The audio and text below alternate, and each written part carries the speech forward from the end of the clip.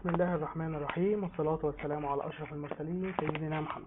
إن شاء الله أنا هتكلم في الفيديو ده وأشرح عن حاجة أنا اتكلمت فيها امبارح في البوست اللي هي ال ADS Alternate Data Streams. ده بكل اختصار كان عبارة عن دي خاصية موجودة في البارتيشنز والملفات اللي بصيغة NTFS.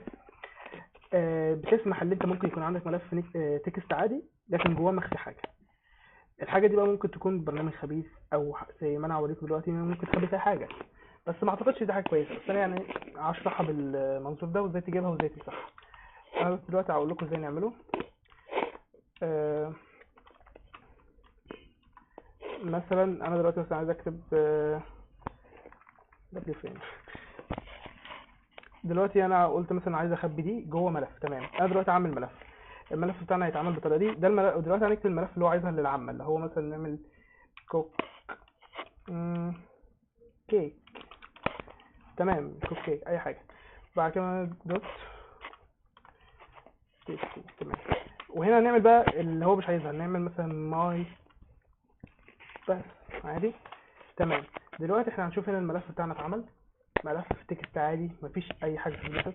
حتى لو انت جيت تفتح هنا وتشوف المساحه بتاعته او اي حاجه هتلاقي اللي هو زيرو بس، مش بياخد اي مساحه، لان الملف اللي مخفي جواه هو اللي بياخد المساحه وبيكون مخفي.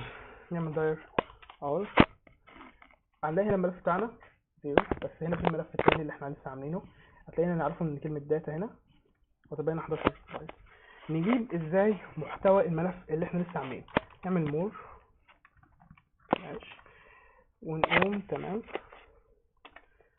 ماي بس اهو، وهنا ظهر لنا الكلام اللي احنا كنا كاتبينه في الملف ده.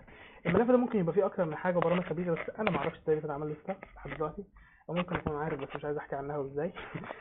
ودلوقتي هقول لك ازاي تمسحها. انت ممكن عادي بكل سلطات تعمل ديل وتمسح الملف، لكن الطريقه اللي انا عايز اعلمها واللي هي هتبقى احسن انك تعمل سكان على البي سي كله، انك تحمل البرنامج ده ADS Spy وتعمل فول سكان طبعا، بس انا بس عشان نختصر الوقت نعمل على دي.